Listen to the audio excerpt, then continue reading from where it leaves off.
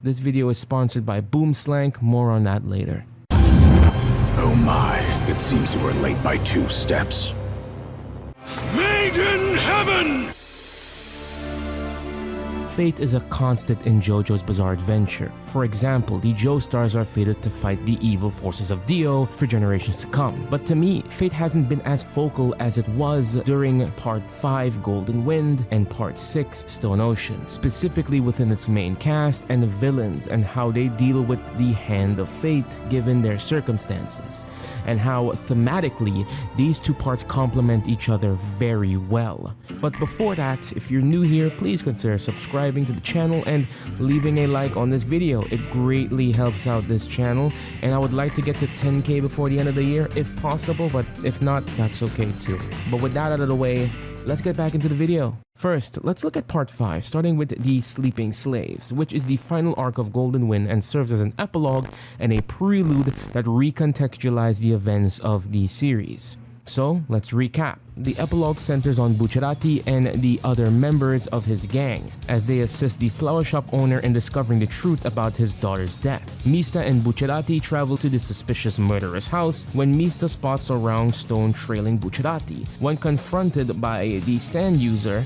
he discloses that his stand, Rolling Stone, is a stand that acts on its own. It reveals the death of anyone in its vicinity, and if they are to die soon, it follows them until it touches them, making their death instantaneous, essentially giving them a peaceful death as opposed to how they would typically die, revealing that this was the cause of the flower shop's owner's daughter's death. This stone starts following Bucciarati, and the only way to stop it is to destroy it, something that Mista succeeds in. But the remaining dust forms Bucciarati, Abacchio, and Narancia, revealing that they were fated to perish along the way, or rather, revealing that their fates in the story had already been sealed from the moment it had already begun. In trying to change Bucciarati's fate, Mista did extend his life through Giorno's abilities, but in the end, it doomed 3 other people, including Bucciarati himself. However, despite Bucciarati and co knowing the risks of the journey, they did not bend to fate. I mean, the odds were stacked against them. They were up against an impossible enemy with Diavolo. They weren't sleeping slaves, idly following the steps of fate, doing the unthinkable and bearing the hardships of this journey instead. When looking at the main players of Golden Wind, all of their upbringings were filled with misfortune. Still, instead of ignoring the circumstances, they faced the consequences head-on and kept moving forward, making changes accordingly, steering their fate in a new direction. If we compare the gang of Part 5 to that of Part 6, we can see that the cast mostly share that same sentiment. Harsh upbringing stemming from one or more circumstances that changed their lives forever, from Fugo defending himself from the assault of one of his teachers, or Jolene being set up for a hit and run she didn't commit.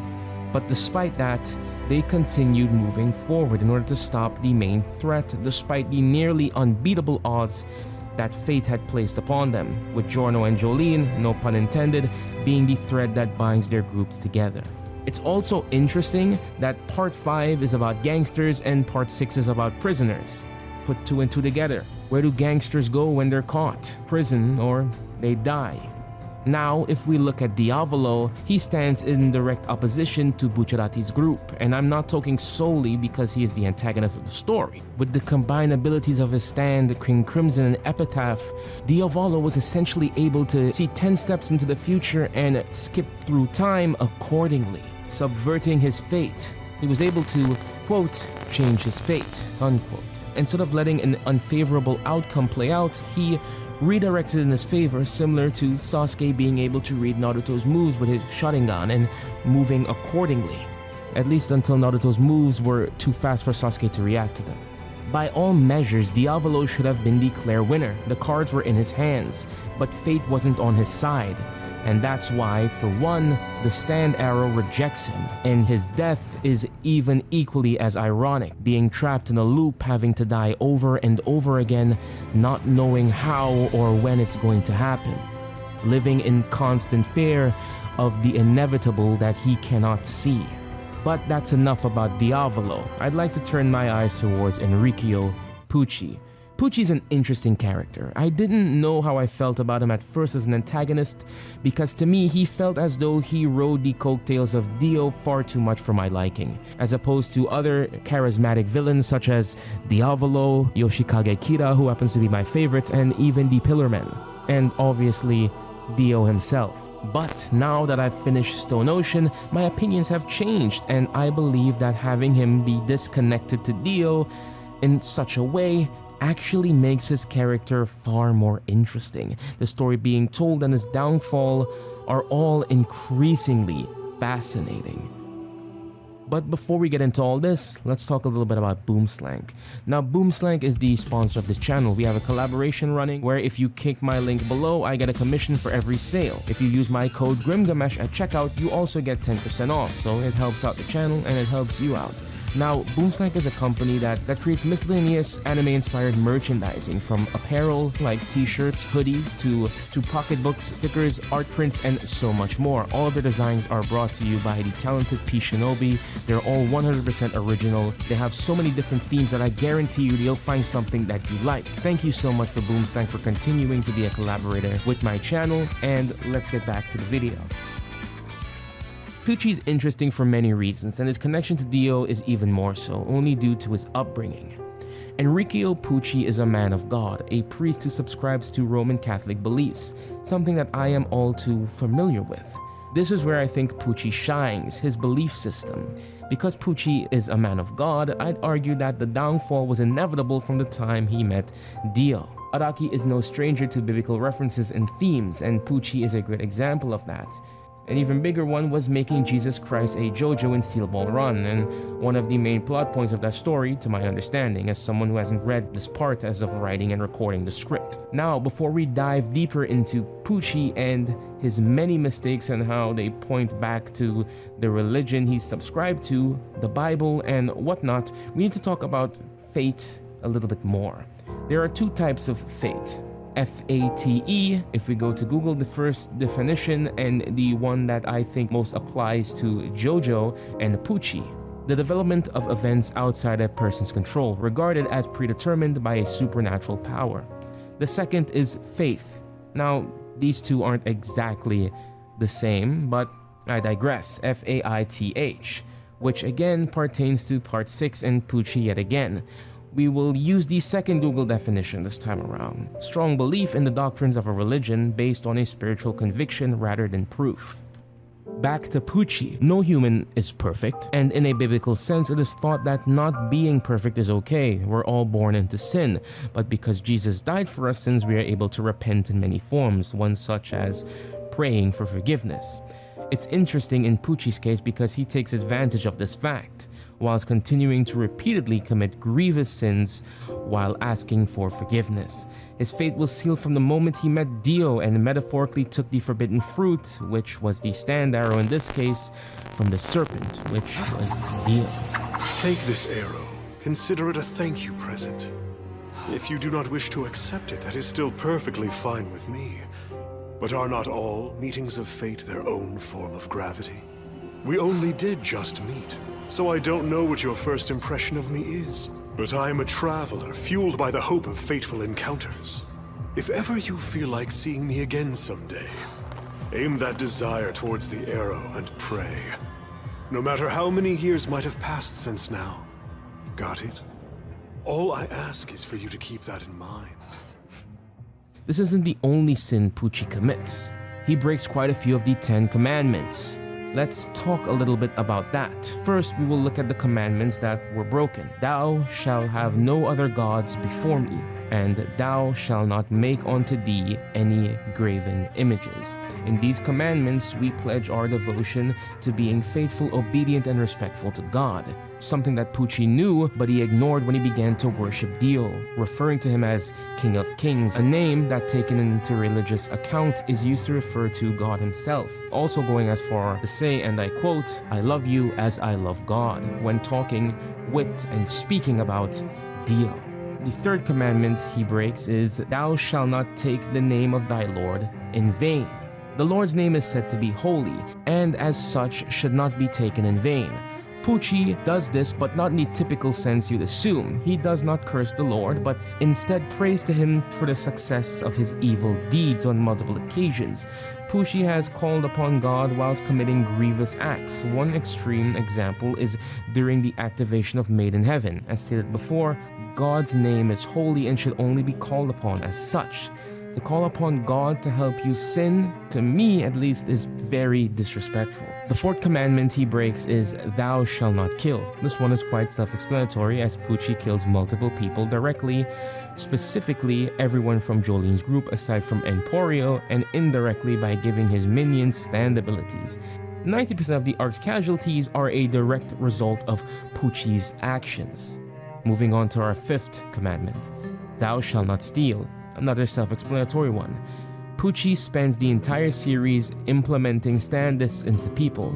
Now, as we know, these discs do not only contain stands, but the memories of their users. Well, he can take the memories of their users as well, is what I mean to say. Pucci obtains these discs by stealing them from the respective user. We see this when he steals Jotaro's stand discs and his memory discs to access his memories. We later learn he is responsible for Weather Report's missing memories, as he stole his memory disk years prior to the events of Stone Ocean. Now, the final commandment that Pucci breaks is, "Thou shalt not covet." Wanting something that belongs to someone else is what covet means. A person who covets may be led to violate every other commandment. This is seen clearly with Pucci wanting to access Jotaro's memory, leading him to steal his memory and his stand disk, and kill Foo Fighters, as we discussed already. With this in mind, Pucci was already fated to lose in the end. Even though he wanted to achieve heaven so that people could see their own future, he failed to see his own, which didn't need Made in Heaven to be revealed. But it doesn't end here. If we look at the Bible, a few verses also predict Pucci's downfall. Let's look at Luke chapter 12 verses 2 and 3. "For there is nothing covered that shall not be revealed, neither hid that shall not be known. Therefore, whatsoever ye have spoken in darkness shall be heard in the light. And that which ye have spoken in the air in closets shall be proclaimed upon the housetops." In layman's terms, it means what in darkness shall come to light. During the first batch, Enrico Pucci hid his true identity, the Stand Master of Whitesnake, the person who had been implanting stand into the inmates. His identity is almost revealed during the first half, and later finally came to light in the second half, firstly through Foo Fighters and then later by Jolene and the other members of her gang. For our final verse, let's look at Proverbs 11:21. "Though hand join in hand, the wicked shall not be unpunished, but the seeds of the righteous shall be delivered." This is obvious, as Pucci is punished multiple times for his evil deeds, first by losing his sister due to his extreme way of handling the situation between her and Weather Report, and again while hiding his identity trying to get Jotaro's stand that he stole, and thirdly when he dies at the end of the series being erased from the timeline. And the second half of this verse, well, Pucci says it himself. The Joestar bloodline has to be expected. They drew strength from their pride and courage, and came together to conquer their fate. These things are not new in storytelling. They can apply to almost any villain in any story, but what distinguishes Pucci is that these are things rooted in his upbringing that he should be aware of. And from my perspective, I believe that he believed everything he was doing was righteous and the right thing to do, all ordained by fate. The reason for my disposing of you all is for the future of humanity. Your deaths here are nothing personal. Even without the religious texts, Pucci should have seen his defeat coming a mile away. Every person who had been loyal to Dio has been defeated, with the people closest to him such as Vanilla Ice and Pucci himself being killed. Dio himself has died twice, something that any sane person would take into account. Pucci trying to continue his Dio legacy and achieve heaven was always destined to fail. It's quite ironic that Made in Heaven was created to see fate, an ability that Diavolo had with his epitaph. It is also the reason why Giorno was not present. It was not his fate to meet Pucci. If you look at the other sons of Dio, they were all aimless, and that aimlessness, their crassness, led them to Pucci and eventually to their own defeats and deaths. Giorno had achieved success. There would be almost no reason for him to be drawn to Pucci, as he is far removed from Dio's lineage, resembling more of his biological father, Jonathan Joestar, carrying that strong sense of justice and courage the Joestars are known for. But we all know Gur would absolutely destroy Pucci and Made in Heaven, so maybe it's better Giorno didn't turn up. Let's talk about gravity for a second as well. Gravity plays a big part in Stone Ocean. It is first brought forth by Dio when he first meets Pucci all those years ago. Do you believe in gravity between individuals? You ended up tripping over me, of all people, but did you know it was for a reason? Gravity is the thing that pulls people together. Dio believed that to be the reason why he met Pucci, or rather why Pucci met him. And Pucci believed that was the reason Dio's sons came to him, especially after he was in the midst of awakening his second stand, Sea Moon. But first, answer me this. Do you believe in gravity? Do you think there's a force that draws certain individuals together? It could also be said that that same gravity brought Jolene, Jotaro, and Weather to Pucci, as after he fused with the Grain Baby, he, along with Weather Report, awakened the Joestar birthmark. That also explains how Jolene, Jotaro, and Weather Report were all drawn to him, and how they knew exactly where each other were, or at least the general vicinity. They felt his presence when no one else in the story could. But there's another meaning of gravity that Pucci seems to neglect. Extreme importance. I'm sure you've realized this before. Pucci failed to realize the gravity of the sins he had been committing. As I said, he was blinded by Dio's ideals and his own righteousness, believing that what he was doing would help people, continuing to pile sin after sin on top of each other as he continued to walk the path of his own eventual demise. It's been an amazing ride with JoJo's Bizarre Adventure. When I binged this series last year in preparation for Stone Ocean, it quickly became one of my favorite series of all time. I've got friends and family, primarily my dad, to watch it. It's been such an entertaining time talking about JoJo with these people in my life, coming up with theories and fights we'd love to see, and even creating our own stands and stand abilities. I can't thank Hirohiko Araki enough for the amazing work he's put in while creating this masterpiece that's spanned decades at this point. Thank you all for watching this video, and if you liked what I had to say and you're interested in my overall thoughts on JoJo's Bizarre Adventure, then check out my first JoJo video where I talk about just that. And if you like any of this analytical content, please consider subscribing. I make these types